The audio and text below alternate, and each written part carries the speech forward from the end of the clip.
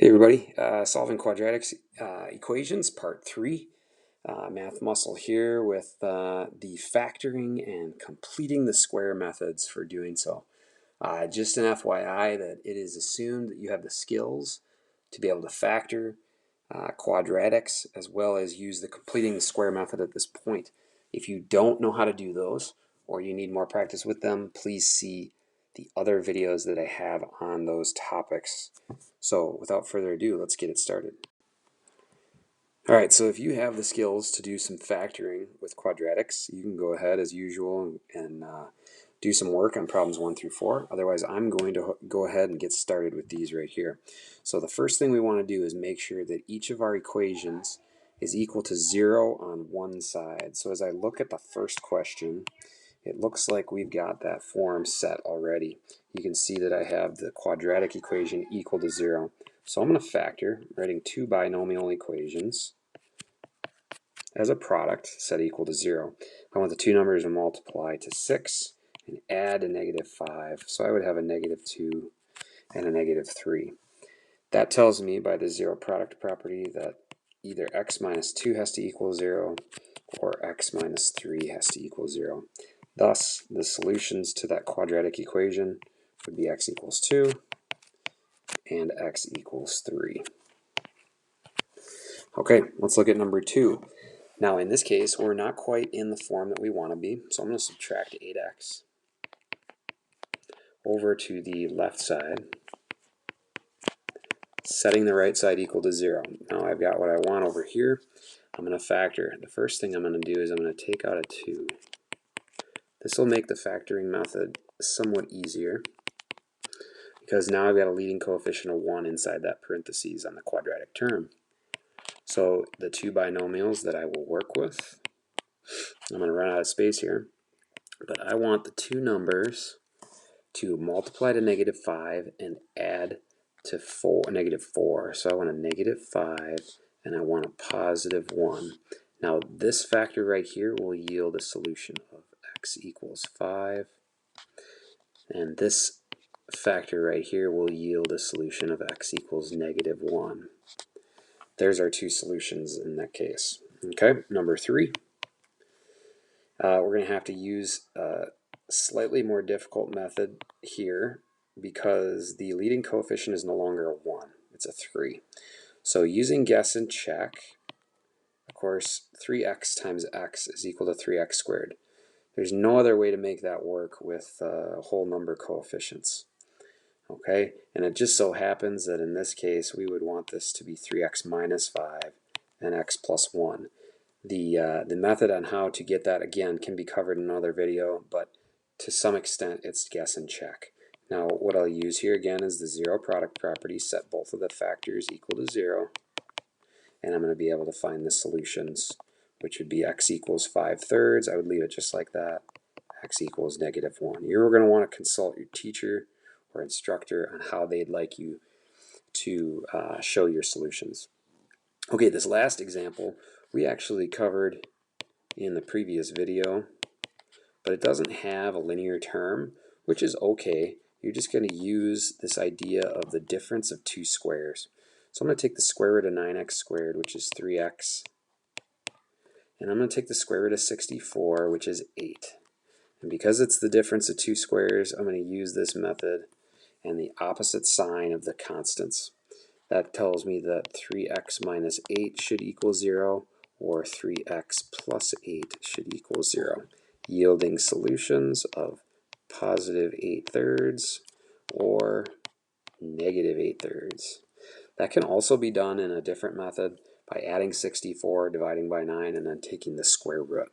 So here you have it. There's a few examples using factoring to find the solutions or zeros of a quadratic equation. Let's move on and look at the completing the square method.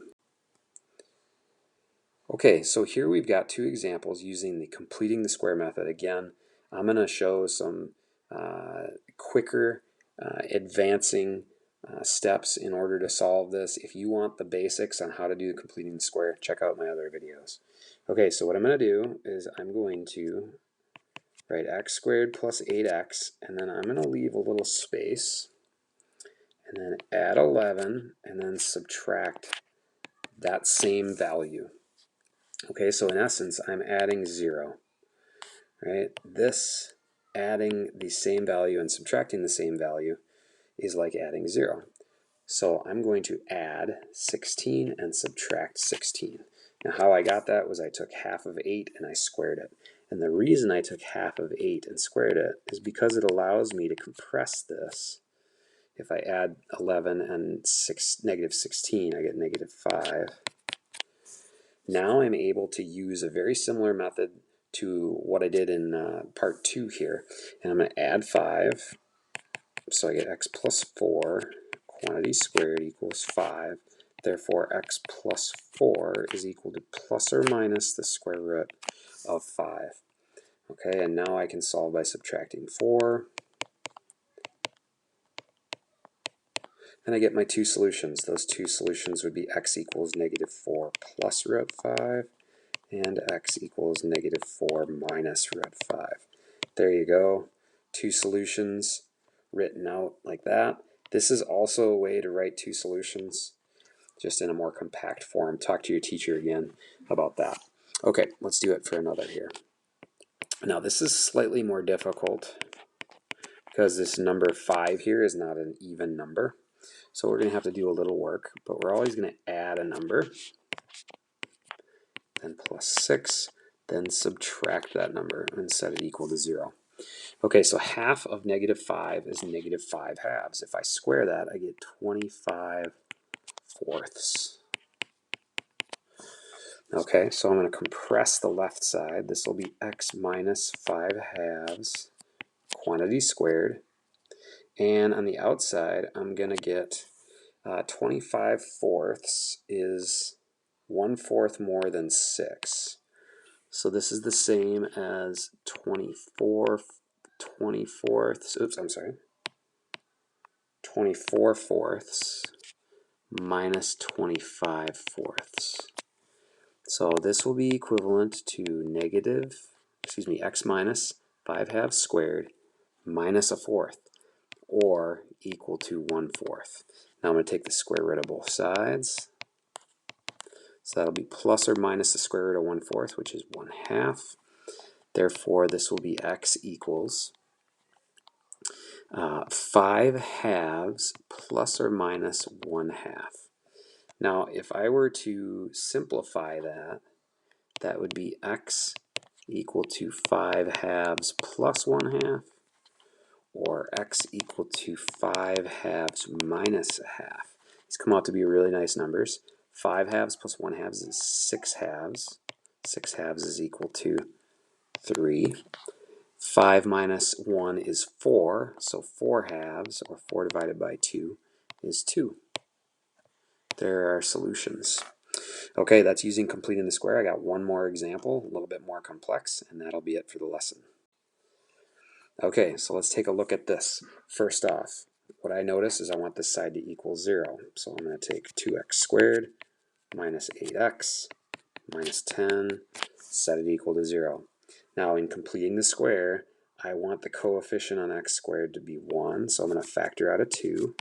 That'll leave me with x squared minus, if I took a 2 out of 8, I'd get 4x plus, I'm going to have a space here, minus 10, and then I am going to subtract that space, but not just that space, but really 2 times that.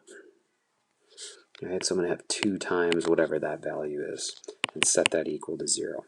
Okay, so that is extremely important. Make sure that you realize when you factor a number out, you're adding and subtracting twice whatever this blank is. Okay, let's go ahead and fill it in. Half of negative 4 is 2. I square it, I get 4. So that number will be 4 in both places.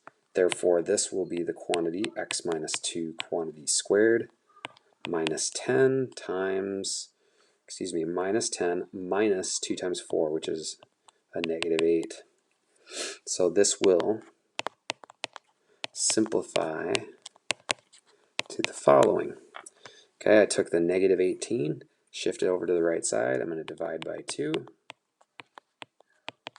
So that'll equal 9. Therefore, x minus 2 equals plus or minus the square root of 9, which is plus or minus 3. So x equals 2 plus 3, or x equals 2 minus 3. That shows us that x equals 5, or x equals -1. This is actually an example that we did on the factoring portion. Just wanted to show you that we come out with the same answer. Okay, you guys, that's finding solutions, or roots or zeros, to quadratic equations using the factoring method and the completing the square method. Let me know if you'd like to see more of this content. Comment down below, and we'll see you in the next video.